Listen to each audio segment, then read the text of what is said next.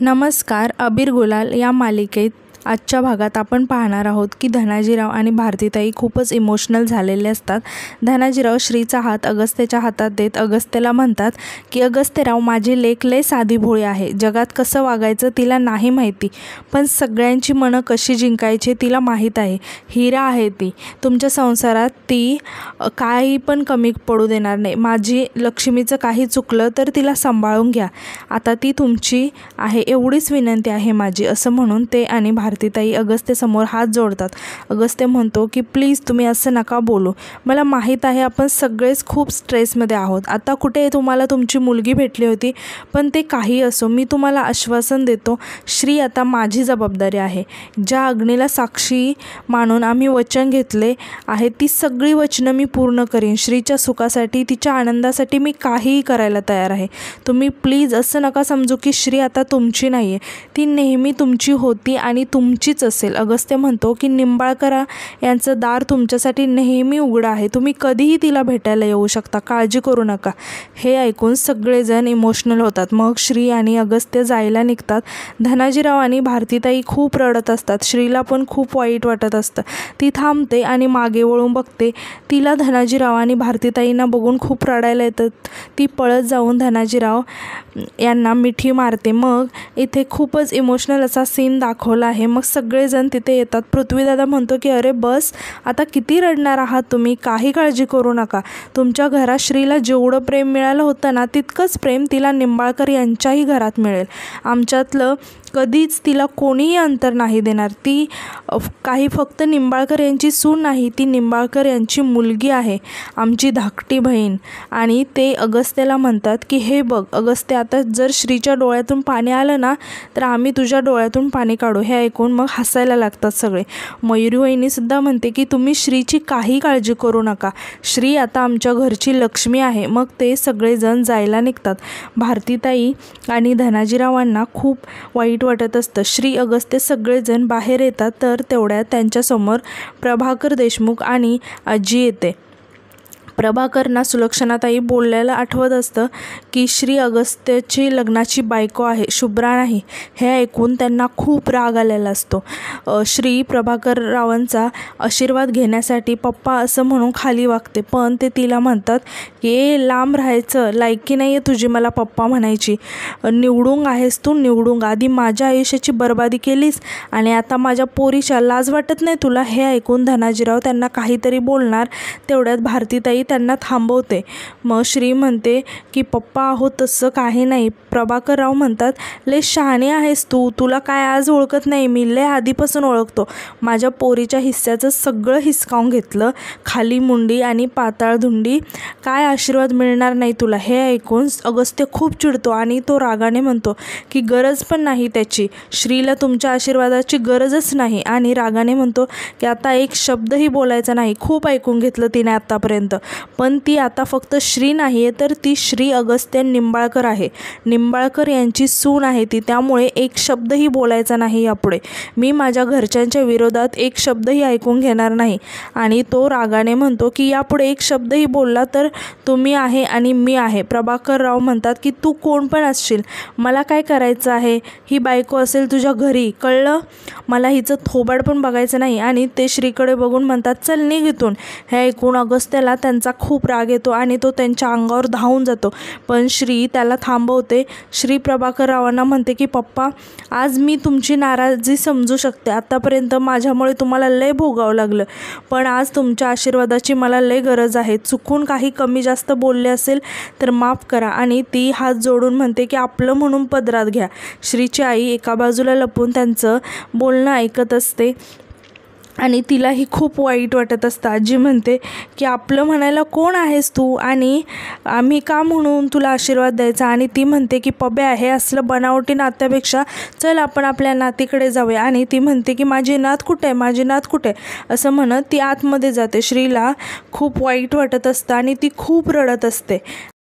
यानंतर आपण इकडे पाहतो की श्रीची आईसुद्धा श्रीजवळ येते आणि श्रीकडे बघून खूप खुश होते आणि म्हणते की लय झाक दिसतंय बघ तुम्ही दोघं, आणि श्री किती सुंदर दिसतेस बाळा.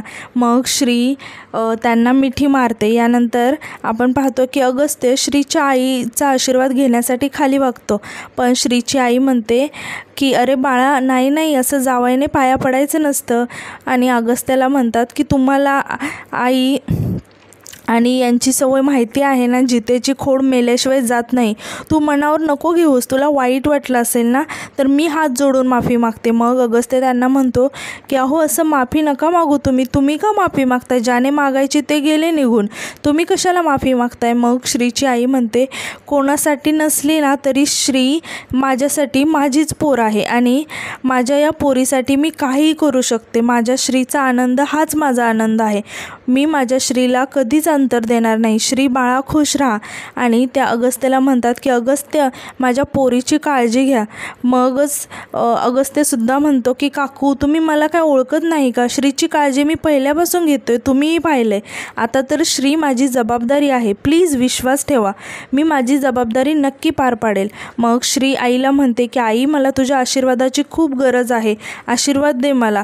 मग श्रीची आई म्हणते की तुझ्या आईचा आशीर्वाद कायम तुझ्या पाठीशी असतील, सुखाने संसार कर. आणि त्या श्रीला मिठी मारून खूप रडायला लागतात.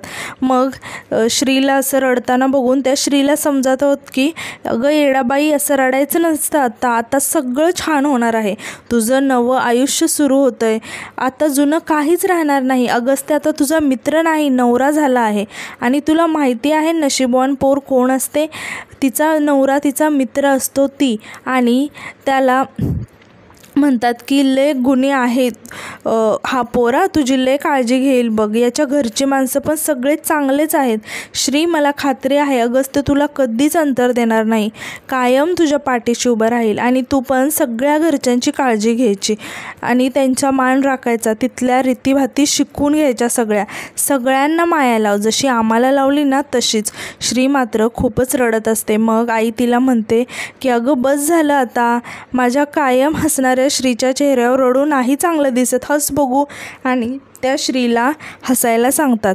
मग श्रीसुद्धा त्यांच्याकडे बघून हसते. मग श्रीची आई म्हणते की आता बघू कशी दिसते चांगली, आणि म्हणते तुमच्या दोघांच्या पुढच्या आयुष्यासाठी खूप खूप शुभेच्छा. श्री, सगळ्यांसोबत तुझी गट्टी जमू दे, आणि जमणारच आहेच माझी पोर तशी. आणि त्या म्हणतात की हाय अंबाबाईची साथ, तर कशाला उद्याची बात. आणि म्हणतात की श्री, तुझ्या प्रेमळ स्वभावाने सासरच्या प्रत्येक माणसाच्या मनात घर कर. आणि त्या अगस्त्याला म्हणतात अगस्त्य सांभाळ आणि मी येते असं म्हणून त्या तिथून निघून जातात. श्रीला सुद्धा तिचे सासरचे तिला घेऊन निघतात. इकडे भारतीताई आणि धनाजीराव श्रीला सासरी जाताना बघून खूप खूप रडत असतात. आता यानंतर आपण इकडे पाहतो की सुलक्षणाताई बाहेर उभ्या असतात. त्याचवेळी तिथे अगस्त्य आणि श्री दोघे येतात आणि सुलक्षणाताईकडे बघतात. सुलक्षणाताई रागाने तोंड दुसरीकडे फिरवतात. मग अगस्त्य श्रीला म्हणतो की प्लीज, आणि अगस्त्य सुलक्षणाताईकडे जातो आणि म्हणतो की आई हे काय चाललंय. सुलक्षणाताई तिथून जायला निघतात. मग अगस्त्य त्यांना अडवत म्हणतो की आई प्लीज मला अवॉइड का करते सांग ना, मी मगाचपासून काहीतरी विचारतोय, तू मला का उत्तर देत नाही. आई काय झाले सांग ना प्लीज, लहानपणापासून प्रत्येक गोष्ट ऐकत आलोय ना मी तुझी, तू जिच्याकडे बोट दाखवलं तिच्याशी लग्न केलंय मी प्रत्येक गोष्ट तुझ्या इच्छेनुसार केली, पण कारण काय झाले ते तरी सांग मला. माझ्या आयुष्यातील इतका महत्त्वाचा निर्णय असा अचानक का बदलला, तो मला माहीत आहे. नक्कीच काहीतरी घडलं आहे, नाहीतर तू अशी नाहीच वागणार. प्लीज आई सांग मला की काय कारण आहे की तू अशीच गप्प राहणार आहेस, काहीच बोलणार नाही का माझ्याशी. तुला खरं सांगावंच लागणार आहे मला, आणि माझा अधिकार आहे तुझा मुलगा म्हणून खरं जाणण्याचा. सुलक्षणाताई अगस्त्याला बघून म्हणतात अरे अगस्त्य जाऊ दे ना, जे व्हायचं ते होऊन गेलं ना, मग त्याबद्दल बोलण्यात काय अर्थ आहे. अगस्त्य म्हणतो माझ्यासाठी हे खूप इम्पॉर्टंट आहे आई, आणि आणि मला खरं कारण कळालंच पाहिजे.